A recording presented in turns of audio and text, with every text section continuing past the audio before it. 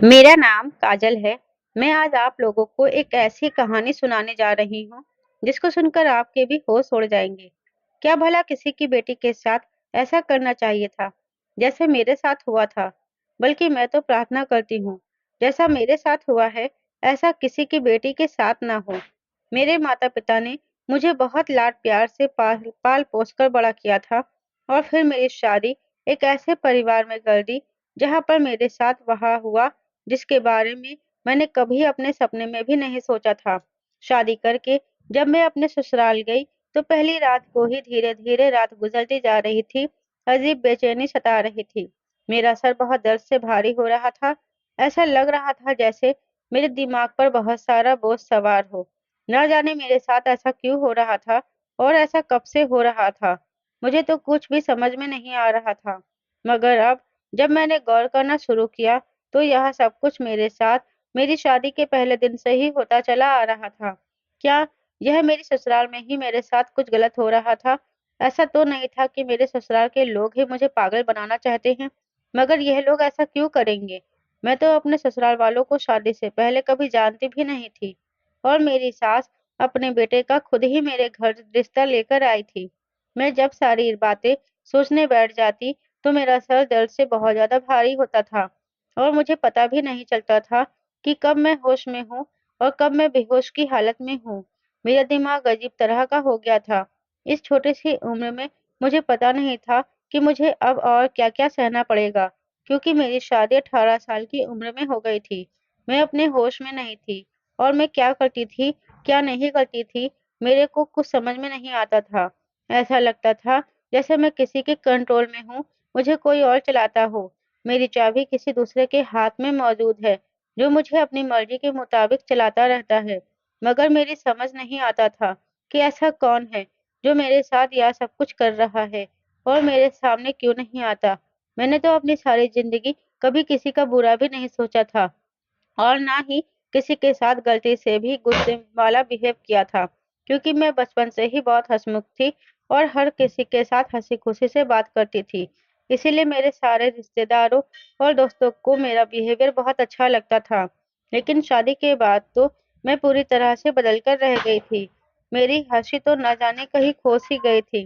कहने को तो यह मेरे ससुराल के लोग थे, मगर मैं अजनबी लोगों के बीच खुद को अकेला महसूस करती थी। मुझे अपना कोई भी होश नहीं रहता था।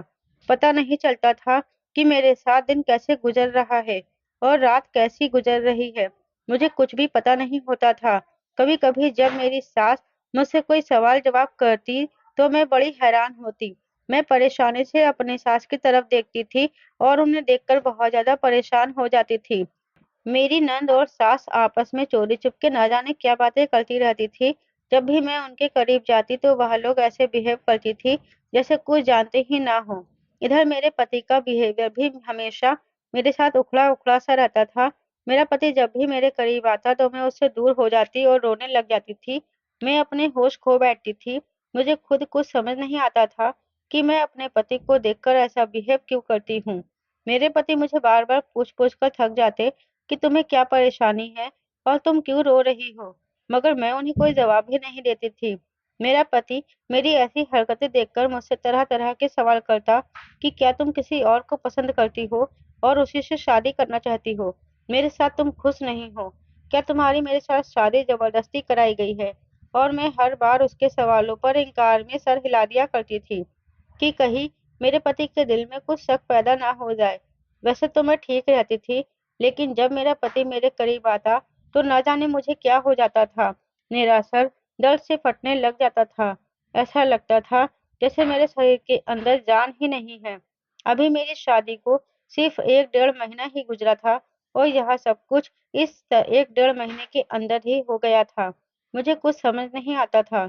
यह सब अजीब-अजीब बातें मेरे साथ शादी के पहले दिन से ही हो रही थी। मैं किसी को कुछ कह भी नहीं सकती थी। एक तरफ तो मैं अपने पति की तरफ से बहुत ज़्यादा परेशानी में थी और दूसरी तरफ यह सोच-सोच कर परेशान थी कि भला मुझे क्या हो जाता है। और एक तरफ मेरी सास ने मुझे बहुत परेशान किया हुआ था। एक तो मेरी तबीयत ठीक नहीं रहती थी, ऊपर से मेरी सास मुझे कोई न कोई काम बताती रहती थी। मेरा पति तो नाराज़ होकर घर से बाहर चला जाता था। मेरे पति के जाते ही मेरी सास मेरे कमरे में आ जाती और कहती कि मेरे कमरे में जाकर जरा अपने ससुर जी के पैर दबा दो। मैं तो अब बूढ़ी हो चुकी हूँ, मेरे हाथों में अब ज्यादा जान नहीं बची है। अपनी सास की यह बात सुनकर मुझे बड़ा अजीब लगा था। मुझे शर्म आई थी कि भला मुझे अपने बूढ़े ससुर के पैर दबाने होंगे। वैसे तो कोई बात नहीं थी, वह मेरे पिता समान हैं, लेकिन अभी मैं नई नई दुल्हन थी और फिर मेरी तबीयत भी ठीक नहीं रहती थी। मैं अपनी सास के कहने के मुताबिक अपने ससुर के कमरे में चली तो जाती थी, उनके पैर दबाने शुरू कर देती थी। मुझे अपने ससुर के कमरे में गए हुए थोड़ा समय ही गुजरा था कि तभी मेरी सास जूस का गिलास लेकर आ गई और कहने लगी कि यह जूस पी लो, तुम थक गई होगी। वैसे मैं थक तो जाती थी, क्योंकि मैं अपने अंदर बहुत कमजोरी महसूस करती थी, इसलिए मैं अपनी सास के हाथ का बनाया हुआ संतरे का जूस पी लेती थी। अब मैं रोजाना अपने ससुर के पैर दबाने कमरे में जाती तो मेरी सास मेरे लिए जूस का गिलास लेकर आ जाती, लेकिन जैसे ही मैं जूस का गिलास अपने होठों से लगाती तो मुझे जूस के अंदर से बड़ी अजीब स्मेल आती थी। ऐसी कड़वी स्मेल आती, ऐसा लगता जैसे जूस के अंदर किसी तरह की दवाई मिलाई गई है। मैं अपनी सास को मना भी करती तो वह कहती कि पी लो, बड़े प्यार से तुम्हारे लिए बनाकर लाई हूँ। उनकी इतनी अच्छी बात सुनकर मुझे जूस पीना ही पड़ जाता था, लेकिन जूस पीने के थोड़ी देर के बाद मुझे एक अजीब तरह का नशा चढ़ता। आखिर मुझे कुछ होश नहीं रहता था कि मैं कहाँ हूँ और मेरे साथ क्या हुआ। सुबह जब मेरी आँख खुलती तो मैं अपने कमरे में मौजूद होती थी। मुझे याद नहीं आता था कि मैं कब और कैसे अपने कमरे तक चली आई थी। साथ ही साथ मेरे पेट में और टांगों में बहुत दर्द होता था। ऐसा लगता था जैसे ना जाने रात भर में मेरे साथ क्या हुआ हो। और सुबह मेरी सास कमरे के अंदर आती तो कहती कि तुम्हारी तबीयत तो ठीक है ना, अपना ध्यान रखना और वजन मत उठाना। मैं अपनी सास की इस बात का मतलब समझती ही नहीं थी। न जाने वह इस तरह से मुझसे क्यों कहती थी। अपनी सास की हरकतें मुझे कुछ अजीब सी लगने लगी थी। मैं अपने मायके में थी तो बहुत ज्यादा बोलती थी, लेकिन जब से मेरी शादी हुई थी मुझसे ज्यादा किसी से बातचीत ही नहीं की जाती थी। एक दिन मैं किचन में गई तो मैंने देखा कि किचन में पपीता रखा हुआ था। मैंने एक पपीता उठाकर अपने खाने के लिए काटना शुरू कर दिया। तभी मेरी सास किचन में आई और आते ही उन्होंने फौरन से मेरे हाथ से पपीता छीन लिया और कहने लगी कि यह तुम्हारे लिए नहीं है, तुम यह नहीं खा सकती। यह सुनकर तो मेरे सर पर आसमान टूट पड़ा। भला मैं पपीता क्यों नहीं खा सकती थी? मेरे तो कुछ समझ में नहीं आता था। एक रात मैंने यह सब कुछ जानने की कोशिश की कि भला मैं जूस पीकर बेहोश कैसे हो जाती हूँ। जब मैं फिर से अपने ससुर के कमरे में उनके पैर दबाने गई और मेरी सास जूस लेकर आई, तो मेरा जूस पीने का मन नहीं कर रहा था। मैंने वह जूस अपने ससुर की नजर बचाते ही उनके बेड के नीचे फेंक दिया और फिर मैं बेहोश होने का नाटक करने लगी। उसके बाद जो मेरे साथ हुआ, उसे देखकर तो मेरे पैरों तले से जमीन निकल गई थी। मैं बहुत ज्यादा खूबसूरत थी। मेरी खूबसूरती के चर्चे जगह जगह पर थे। खूबसूरत होने के साथ साथ मैं बहुत हंसमुख भी थी। मेरे कुछ रिश्तेदार तो कहते थे कि यह लड़की खूबसूरत होने के साथ साथ अच्छे बिहेवियर की भी है। कोई भी अगर इससे बातें करे तो करता ही चला जाए, क्योंकि इसके बात करने का अंदाज भी बहुत अच्छा है। मैं कहीं भी जाती थी, मुझे नजर हो जाती थी। इसलिए मेरे मम्मी पापा ने मेरा घर से निकलना बहुत कम कर दिया था। हर कोई मुझे देखता तो देखता ही रह जाता था और मेरी तारीफ किए बिना रह नहीं पाता था। मुझे भी अच्छा लगता था। लोग मुझे देखते ही मेरी तारीफ करते थे। मेरे खूबसूरत होने की वजह से जल्दी ही मेरे रिश्ते आने शुरू हो गए थे। मेरे पेरेंट्स चाहते थे कि उनकी बेटी हायर स्टडी कंप्लीट करके किसी काबिल बन जाए। मैं भी ऐसा ही चाहती थी, लेकिन शायद मेरा ज्यादा खूबसूरत होना भी मेरे लिए एक मुसीबत बन गया था। मैं जहाँ भी जाती, लड़के मुझे घूर घूर कर देखते थे और मेरा पीछा करने की कोशिश करते थे, मुझसे बात करने की कोशिश करते थे। मैं उस टाइप की लड़की नहीं थी, इसलिए कभी मैंने किसी भी लड़के के प्रपोजल का रिप्लाई नहीं दिया था। फिर ऐसे लोगों और इतने ज्यादा रिश्ते से तंग आकर मेरे पापा ने मेरी शादी करने का फैसला कर ही लिया। मैं भी इन सारी बातों से वैसे भी बहुत ज्यादा तंग आ चुकी थी। इस दुनिया में खूबसूरत होना बहुत बड़ा जुर्म है। मैं सोचती थी कि काश मैं एक नॉर्मल शक्ल सूरत वाली लड़की होती तो शायद मर्दों की नजरों से इस कदर बचना ना पड़ता। और मेरे लिए ज़िंदगी भी इतनी मुश्किल ना होती। मगर मुझे क्या पता था कि यह तो मेरी ज़िंदगी में आने वाली मुश्किलों की शुरुआत है। आगे चलकर तो मेरी ज़िंदगी में और भी ज़्यादा मुश्किलें आने वाली थीं। फिर एक दिन मेरे घर पर एक ऐसे लड़के का रिश्ता आया, जिन्होंने अपने बेटे की से शादी कराने के लिए मेरे माता-पिता पर बहुत ही ज़्यादा दबाव बनाया हुआ था। अब मेरे माता-पिता ने मेरे इतने ज़्यादा रिश्ते आने पर और लड़के वालों के इतने ज़्यादा ज़िद करने पर इस रिश्ते को एक्सेप्ट कर लिया था। मेरे काफ़ी सारे रिश्ते तो ऐसे थे जो मेरे लिए परफेक्ट नहीं थे और मेरे पापा मेरी कम उम्र देखते हुए उन रिश्तों को इनकार कर चुके थे। लेकिन अब जो यह रिश्ता मेरे लिए आया था, यह लड़का बहुत अच्छा था। इसका नाम किशन था और उसकी फैमिली भी बहुत अच्छी थी। किशन की मम्मी और उसकी बहन मेरे मम्मी-पापा से रिश्ते के लिए बहुत ज़्यादा जिद कर रही थी। उन्होंने कहा था कि हमारे घर पर हर चीज़ मौजूद है, हमें दहेज भी नहीं चाहिए। अगर आप लोग चाहें तो हमारे घर आकर देख सकते हो। भगवान ने हमें सब कुछ दिया है। मेरे माता-पिता को उनकी इस तरह की बातों से लगा कि शायद यह अच्छे लोग हैं और हमारी बेटी यहाँ पर बहुत खुश रहेगी। इसलिए मेरा किशन के साथ रिश्ता पक्का हो गया। और मेरी मम्मी का भी कहना था कि हम लोग इससे पहले भी अपनी बेटी के काफ़ी सारे रिश्ते ठुकरा चुके हैं। क्या पता हमारी बेटी इस घर में बहुत ज़्यादा खुश रहे। और वैसे भी पहले के ज़माने में भी तो कम उम्र की लड़कियों की शादी कर दी जाती थी। सारी लड़कियां आसानी से एडजस्ट कर लेती हैं। अब के दौर में लड़कियों की शादी ज़्यादा उम्र में होती है, तो यही वजह है लड़कियां ठीक से एडजस्ट नहीं हो पाती।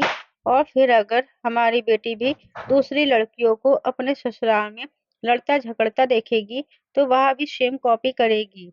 इसलिए तो मैं कहती हूँ कि जल्द से जल्द हमें अपनी बेटी की शादी कर देनी चाहिए। ताकि वह अपने घर में जल्दी एडजस्ट हो जाए और सुखी रहे। पर मैं तो अभी पढ़ना चाहती थी और इन सब बातों की वजह से मेरे माता-पिता को मेरी शादी की बहुत ज़्यादा जल्दी हो गई थी। मैंने सोचा कि चलो अगर मेरा पति अच्छा हुआ तो फिर मुझे और क्या चाहिए। वैसे भी हर लड़की चाहती है कि उसका पति अच्छा हो और उसका ख़्याल रखे। बस मुझे भी यही सब कुछ चाहिए था। मेरे पति देखने में तो बहुत अच्छे थे क्योंकि मैंने उसकी फ़ोटो देखी थी और उसके नेचर के बारे में अभी कुछ नहीं पता था। इसी तरह से पहले तो मेरी एंगेजमेंट किशन के साथ हुई थी। जिस दिन मेरी एंगेजमेंट किशन के साथ हुई थी, मेरी नंद ने मुझे बताया था कि भैया ने आपको पहले पसंद किया था, तभी तो उन्होंने अपने घर पर आपके लिए बहुत ज़्यादा हंगामे किए, तब जाकर तो आपका रिश्ता फिक्स हुआ है।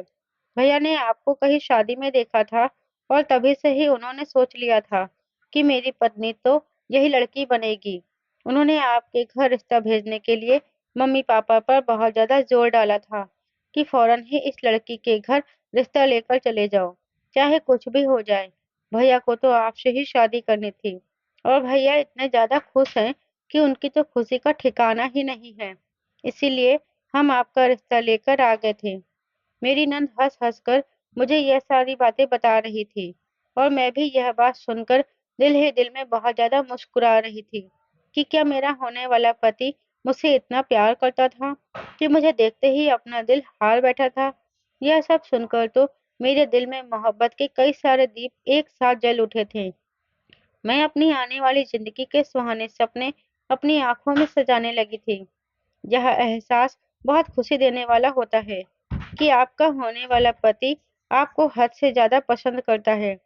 फिर मेरी नंद ने मुझसे मेरा मोबाइल नंबर ले लिया। मेरी शादी की डेट भी जल्दी ही फिक्स हो गई थी। एंगेजमेंट के कुछ दिनों बाद मेरे पति ने मुझे कॉल की और इस तरह से मैं अपने होने वाले पति से काफ़ी देर तक प्यार भरी बातें करती थी। वह सच में मुझे बहुत पसंद आए थे। उनकी बातें बहुत अच्छी थी और वह मेरी बहुत इज़्ज़त करते थे। वह मुझसे दीवानों की तरह प्यार करते थे। इसी तरह से कुछ दिनों बाद मेरी शादी हो गई और मैं विदा होकर अपने ससुराल आ गई थी। क्योंकि मेरे पति को शादी की बहुत ज़्यादा जल्दी थी और वह बहुत पढ़े-लिखे थे। उनकी अच्छी जॉब थी, उनके घर में भगवान की दिया हुआ सब कुछ था, इसलिए उन्होंने दहेज से भी इनकार कर दिया था। उन्होंने कहा कि मुझे सिर्फ़ तुम्हारी ख़्वाहिश है, तुम मेरी ज़िंदगी में आ जाओगी तो मैं समझूँगा कि भगवान ने मुझे सब कुछ दे दिया है। ऐसा नहीं था कि मेरे माता-पिता गरीब थे। मेरे माता-पिता ने मेरी शादी बहुत धूमधाम से की थी, किसी तरह की कोई कमी नहीं थी। मेरे पापा तो मुझे अच्छे से अच्छा दहेज भी देते, लेकिन किशन की फैमिली ने इनकार कर दिया था। हमारे सारे रिश्तेदार भी किशन की फैमिली की बहुत तारीफ कर रहे थे और कह रहे थे कि काजल को बहुत अच्छा ससुराल मिला है। मगर मुझे अंदर ही अंदर न जाने डर सा महसूस हो रहा था। इस तरह जल्दी में शादी करना और फिर दहेज से इनकार कर देना, आखिर यह लोग कौन थे, क्या चाहते थे? ऐसी बातें मेरे दिमाग में न जाने क्यों घूम रही थी, जबकि मुझे तो सिर्फ किशन से मतलब होना चाहिए था। किशन तो हमेशा मुझसे अच्छे तरीके से बात करते थे, लेकिन जब मैं विदा होकर अपने ससुराल जाने लगी, तो मैंने इन सारी बेतुकी बातों को अपने दिल से निकाल दिया और अपनी नई जिंदगी की शुरुआत करने लगी। मेरी किशन के साथ शादी हो गई। विदा होने के बाद मैं अपने ससुराल में आ गई थी और सारे मेहमानों के बीच बैठी हुई थी। लाल रंग के लहंगे में दुल्हन बनी मैं बहुत ही खूबसूरत लग रही थी और सब लोग मेरी बहुत तारीफ कर रहे थे। जिसने भी मुझे देखा मेरे पति का नाम लेकर फौरन ही कहा कि किशन की तो लॉटरी लग गई है, उसे इतनी खूबसूरत पत्नी मिल गई है। ऊपर से मैं पार्लर वालों से तैयार हुई थी, इसलिए मेरे फेस पर और भी ज्यादा ग्लो आ गया था। फिर मुझे मेरे कमरे में ले जाया गया। अब मुझे कमरे में जाने के बाद अपने दूल्हे का इंतजार था। मुझे पता था कि किशन बहुत ज़्यादा पसंद करते हैं और मैं चाहती थी कि मेरा घूंघट उठाते ही मेरा पति मेरा यह हसीन रूप देखते ही मुझ पर और भी ज़्यादा फिदा हो जाए। लेकिन मेरे पति के आने से पहले ही कमरे में मेरी सास आ गई और मेरे पास बैठकर मुझसे बातें करने लगी। मैंने देखा मेरी सास गिलास में पानी लेकर आई थी और पानी पीते ही वह मेरे कमरे के अंदर आ गई। सास गिलास में पानी लेकर आई थी। उन्होंने मुझसे कहा, बहू पानी पी लो, मैं तुम्हारे लिए पानी लेकर आई हूँ। जबकि मैंने देखा था कि कमरे में पानी और शीशे का गिलास पहले से ही मौजूद था। अब मेरी सास इतने प्यार से लेकर आई थी तो मैंने पानी पी लिया था। मुझे प्यास भी बहुत लग रही थी। मैंने अपनी सास के हाथ का दिया हुआ पानी पी लिया। उसके बाद एक दो बातें और करने के बाद मेरी सास कमरे से चली गई थी। लेकिन पानी पीते ही मुझे अजीब अजीब लगने लगा था। मेरा दिमाग बहुत ज्यादा घूमने लगा था। थोड़ी देर के बाद मुझे महसूस हुआ जैसे मेरे कमरे में कोई आया है। मेरे पति ही कमरे के अंदर आए थे। उन्होंने आते ही कमरे का दरवाजा अंदर से बंद कर लिया। फिर वह बेड पर मेरे करीब बैठ गए। लेकिन किशन के कमरे में आते ही मुझे एक अजीब सी बेचैनी महसूस होने लगी। मेरा शरीर पूरी तरह से कांपने लगा था। न जाने मेरे साथ यह सब कुछ क्यों हो रहा था। पहले तो मेरे पति ने मुझसे एक दो बातें करी। उसके बाद उन्होंने मेरा घूंघट उठाया। जैसे ही उन्होंने मुझे टच किया, अचानक ही मुझे पता नहीं क्या हो गया कि मैंने उन्हें धक्का देकर खुद से दूर कर दिया। किशन इन सब के लिए तैयार नहीं थे। उन्हें यकीन नहीं था कि मैं उनके साथ इतना गलत भी कर सकती हूँ। अचानक इस तरह धक्का देने पर किशन बेड से नीचे गिर गए और किशन बड़ी हैरानी से मेरी तरफ देख रहे थे। मुझे खुद समझ नहीं आ रहा था कि अचानक मुझे क्या हो गया है और मैं ऐसा क्यों कर रही हूँ। मैं अपने आप को बहुत रोकना चाह रही थी, लेकिन बस खुद पर कंट्रोल नहीं कर सकी। मैं तो न जाने कब से अपने पति से मिलने के इंतजार में बैठी हुई थी। फिर अचानक से मुझे ये क्या हो गया था। मेरे पति ने खड़े होकर फिर से मुझे झंझोड़ते हुए कहा, तुम्हें क्या हो गया है काजल?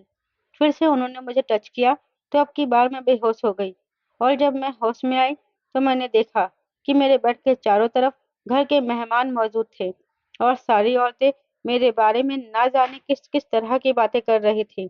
एक औरत तो कहने लगी कि दुल्हन है भी तो इतनी ज्यादा खूबसूरत, इसीलिए थोड़ा डर रही होगी।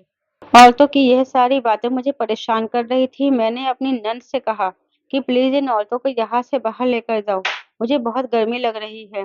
फिर मेरी नंद सारे मेहमानों को कमरे से बाहर लेकर चली गई तो मेरी जान में जान आई थी।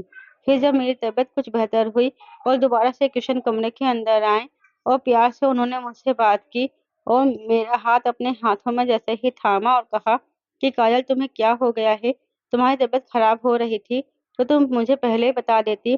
तुम कितनी खूबसूरत लग रही हो, तुम्हें नजर लग गई होगी। मुझे तो तुम्हारी तारीफ करने का, तुम्हें जी भर के देखने का मौका भी नहीं मिला। चलो कोई बात नहीं, अब देख लेता हूँ। किशन बहुत ज्यादा शर्मिंदा नजर आ रहे थे। मैं किशन से बात करना चाह रही थी, मगर फिर से मेरे ऊपर ना जाने क्या हो गया था और मैंने दोबारा से किशन को धक्का दे दिया। वह फिर से जमीन पर गिर पड़े थे। फिर से मेरे साथ वही सब हुआ था। इस बार की हरकत से किशन को बहुत गुस्सा आया था और वह दरवाजा पटक कर कमरे से बाहर चले गए थे। मैं अपने इस गंदी आदत पर बहुत ज्यादा शर्मिंदा हो रही थी और रोने लगी थी। वह रात तो मेरी रोते-रोते गुजर गई थी। अगले दिन दोपहर तक सारे मेहमान भी हमारे घर से चले गए थे।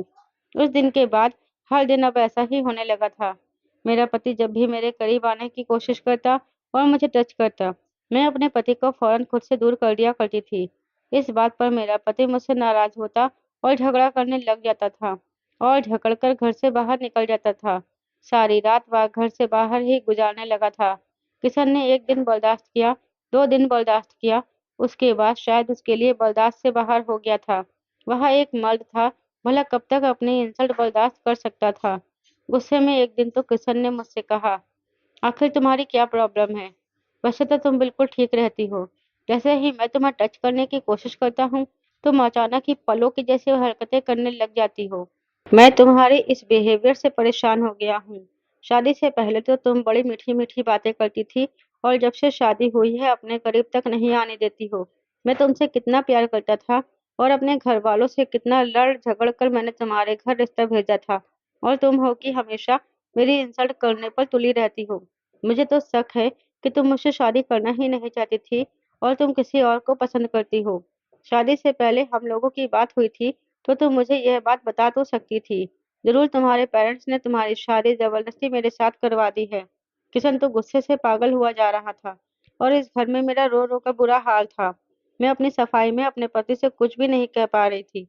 मैं बस नहीं करते हुए अपना सर हिलाती रही और कुछ भी कहने के लिए मेरे पास शब्द नहीं थे। और उस दिन से ही किशन ने मेरे करीब आना तो दूर की बात, मुझसे बातचीत करना भी पूरी तरह से बंद कर दिया था। बल्कि वह तो मेरे होते हुए मेरे कमरे के अंदर भी आता नहीं था। वह घर के दूसरे कमरे के अंदर जाकर सोने लगा था और कभी-कभी तो सारी-सारी रात घर से बाहर अपने दोस्त के यहाँ गुजार देता था।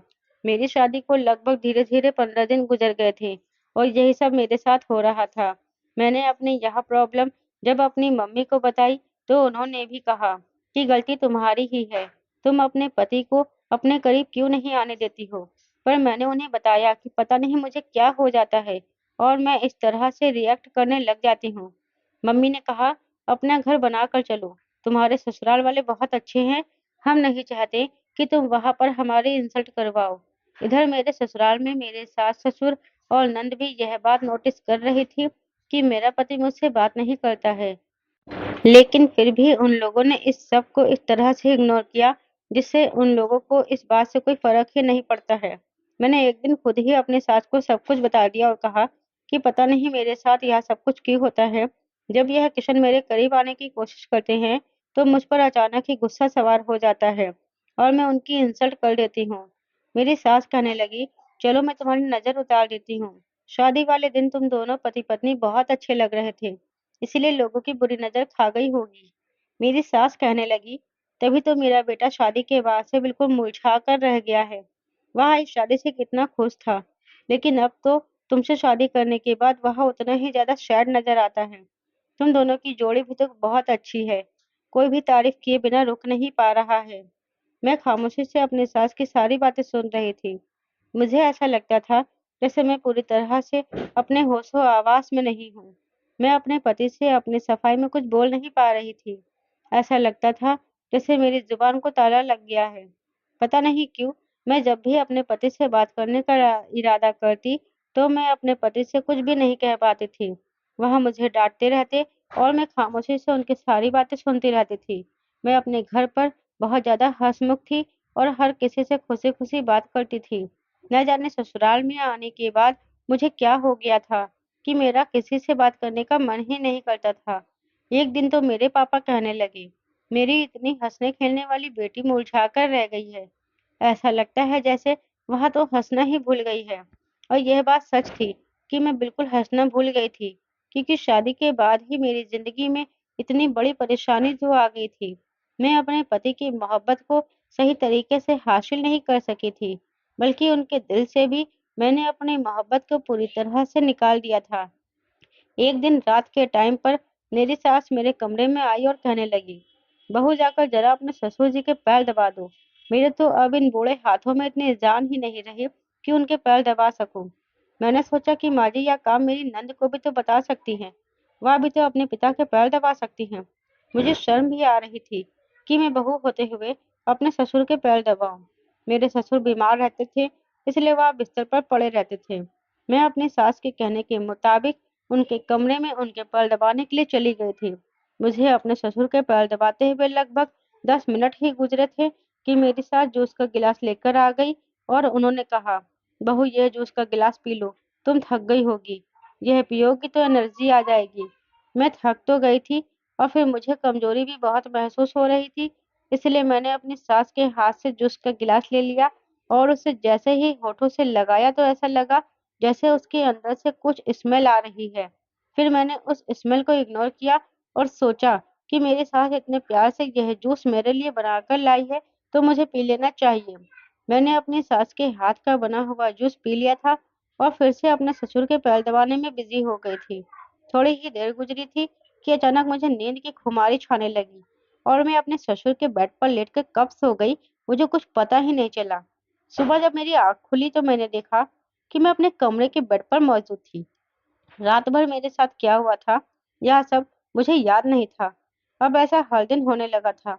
मैं हर दिन अपने ससुर के कमरे में जाती थी और कब सो जाती थी मुझे कुछ पता ही नहीं चलता। अब मेरी सास हर दिन मुझसे पूछती कि बहू तुम्हारी तबीयत तो ठीक है ना। मुझे इस बात का मतलब समझ नहीं आता था। मैं उनसे कह देती थी कि मैं बिल्कुल ठीक हूँ, जबकि मैं ठीक नहीं थी। मेरी तबीयत दिन ब दिन खराब रहने लगी थी। और तो और एक दिन मैं किचन में चली गई। मैंने देखा कि किचन में पपीता रखा हुआ था। मैं उसको खाने के लिए काट ही रही थी कि अचानक मेरी सास किचन में आई और उन्होंने मेरे हाथ से पपीता छीन लिया। कहने लगी कि तुम यह नहीं खा सकती, अगर तुमने ये खा लिया तो गजब हो जाएगा। अपनी सास की इस बात पर मुझे बड़ी हैरानी हुई थी कि भला पपीता खाने से ऐसा भी क्या गजब हो सकता था। मैंने उनसे पूछा कि मैं पपीता क्यों नहीं खा सकती, तो उन्होंने बात को गोलमोल कर दिया और मुझे किचन से निकाल दिया। फिर उस दिन के बाद से मैंने घर में कभी दोबारा पपीता देखा ही नहीं था और मेरी सास मुझसे मेरी तबीयत के बारे में बार बार पूछती रहती। इधर मेरा पति मुझसे बिल्कुल भी बातचीत नहीं करता था। वह काम से जब घर वापस आता तो नहा धोकर खाना खाकर घर से बाहर निकल जाता था। मैंने कई बार नोटिस किया था कि मैं जब किसी काम के लिए अपने कमरे से बाहर निकलती तो मेरी सास और नंद आपस में न जाने क्या बात कर रही होती थी और मुझे देखते ही वह दोनों खामोश हो जाती थी। ऐसा लगता था जैसे ये सब लोग मिलकर मेरे साथ कोई गेम खेल रहे हैं। मेरी नंद की नजर जैसे ही मुझ पर पड़ती कहती, भाभी आप कब आई, हमें तो पता ही नहीं चला। मैं समझ गई थी कि इस साजिश में यह सब लोग मिले हुए हैं। किशन मेरी कोई बात नहीं सुनता था और ना ही मेरे पास आता था जो मैं उससे इस बारे में कोई बात करती। मुझे यह लोग मायके भी जाने नहीं देते थे और ना ही मेरे पास मोबाइल था।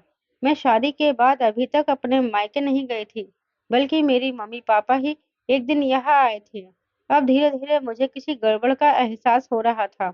मैं समझ रही थी कि यहाँ पर मेरे साथ कुछ गलत हो रहा है, लेकिन क्या गलत हो रहा है यह मेरी कुछ समझ में नहीं आ रहा था। मुझे यह जानना ही था कि ये लोग मेरे साथ क्या कर रहे हैं और क्यों कर रहे हैं। मुझे मेरे सवालों के जवाब बस एक ही तरह से मिल सकते थे। मैंने अपने दिमाग में एक प्लान बना लिया था। मुझे किसी भी तरह इन लोगों का राज भी जानना था और इस घर से चोरी चुपके निकलना था। इससे पहले बहुत देर हो जाती और यह लोग मुझे कहीं गायब करवा देते और मेरे घर वालों को भी मेरी कोई खबर नहीं देते। इस तरह से मेरे घर वाले मुझ तक नहीं पहुंच पाते। अब लगभग 2 दिन से मैं अपने ससुर के पैर दबाने के लिए नहीं जा रही थी और मैं व्रत भी कर रही थी, इसलिए मैं घर का खाना भी नहीं खा रही थी। व्रत रखने के बावजूद मुझे किसी तरह की कमजोरी नहीं हो रही थी और मेरी तबीयत भी बिल्कुल ठीक थी।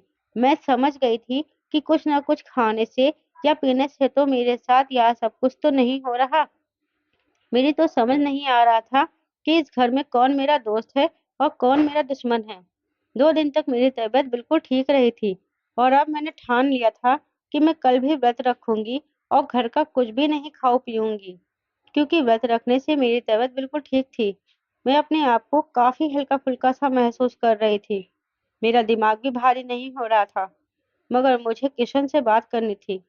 ना जाने क्यों मेरा दिल कहता था कि किशन बेकसूर है। इन लोगों के साथ किशन मिला हुआ नहीं है। वह तो मुझसे प्यार करता था। मैं किशन का इंतजार करके उनसे बात करना चाहती थी, मगर किशन कमरे के अंदर ही नहीं आता था। मैं बहुत ज़्यादा सैड थी। दोबारा जब मैंने किशन को देखा और उनसे बात करने की कोशिश की, लेकिन उन्होंने बड़ी बेरुखी दिखाई थी। मुझसे किसी भी तरह से बात नहीं की थी और वह घर से चले गए थे। मैं कमरे में आकर बहुत रोने लगी थी, तभी मेरी सास मुझे लेने आ गई और कहने लगी, अपने ससुर के पैर दबा दो। आज मैं अपने ससुर के पैर दबाने के लिए चली गई थी, क्योंकि मुझे अपने प्लान को अंजाम देना था। मुझे हौसला रखना था और सच जानने के लिए इस कदम को उठाना तो था ही। उस दिन मैं अपने ससुर के कमरे में उनके पैर दबाने के लिए चली गई और मेरी सास मेरे लिए जूस लेकर आई। मैंने उनसे कहा, मैं जूस पी लूंगी। मेरी सास मुझे जूस देकर कमरे से बाहर जा चुकी थी। जैसे ही मेरी ससुर से नजर बची, मैंने फौरन ही जूस को बेड के नीचे फेंक दिया और ऐसे जाहिर किया जैसे मैं जूस पी चुकी हूँ। अपने ससुर की टांगे दबाते दबाते मैं ऐसे रिएक्ट करने लगी जैसे मैं गहरी नींद में जा चुकी हूँ। मैं आंखें बंद करके बिस्तर पर लेट चुकी थी। कुछ देर गुजरी कि मेरे ससुर ने चेक किया कि मैं सो चुकी हूँ या नहीं। फिर मेरे ससुर ने मेरी सास को बुलाया और ना जाने क्या-क्या पढ़ने लगे। फिर मेरे ससुर ने मेरी सास से कहा, अब तुम कमरे से चली जाओ, मुझे अपना काम करना है। मुझे बहुत डर लग रहा था। मेरे ससुर ने ना जाने मेरे ऊपर क्या-क्या पढ़ रहे थे और फूंक रहे थे। उनके हाथ में कुछ था जिसकी छींटे वह मेरे ऊपर डाल रहे थे। मेरी सास अभी कमरे में नहीं गई थी।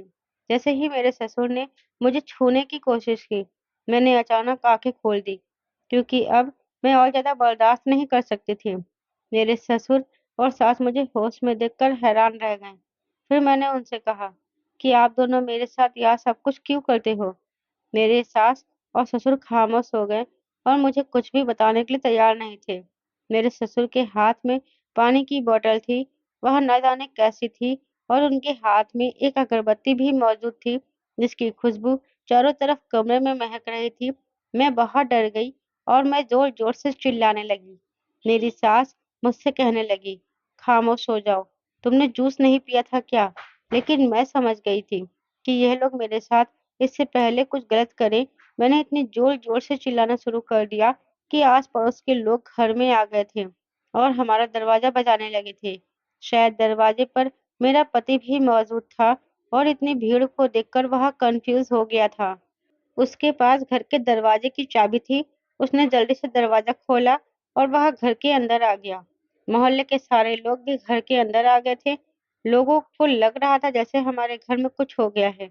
मेरी सास मेरा मुंह दबोचकर मेरी आवाज बंद करने की कोशिश कर रही थी, लेकिन मैंने उनको धक्का दे दिया और अपने हाथ में अपने ससुर की लाठी उठा ली और कहा कि अगर किसी ने भी मेरे करीब आने की कोशिश की तो मैं उसके यहाँ लाठी मार दूंगी। मैं जल्दी से भागकर कमरे से बाहर निकली तो मेरी टक्कर किशन से हो गई। किशन कहने लगे, ये क्या हंगामा मचा रखा है? मैंने किशन को बताया कि तुम्हारे मम्मी पापा ना जाने मेरे साथ क्या कर रहे हैं, और मैं जब तुम्हारे करीब नहीं आती, इस सब में भी इन लोगों का ही हाथ है। ये लोग कुछ तो ऐसा कर रहे हैं जो मेरी ऐसी हालत हो गई है। आज मैं यह सब कुछ जानने के लिए तुम्हारे पापा के कमरे में गई थी और मैंने तुम्हारी मम्मी का दिया हुआ नशे वाला जूस भी नहीं पिया था, तभी तो मैं बेहोश नहीं हुई। न जाने ये लोग बेहोश होने के बाद मेरे साथ क्या करते हैं।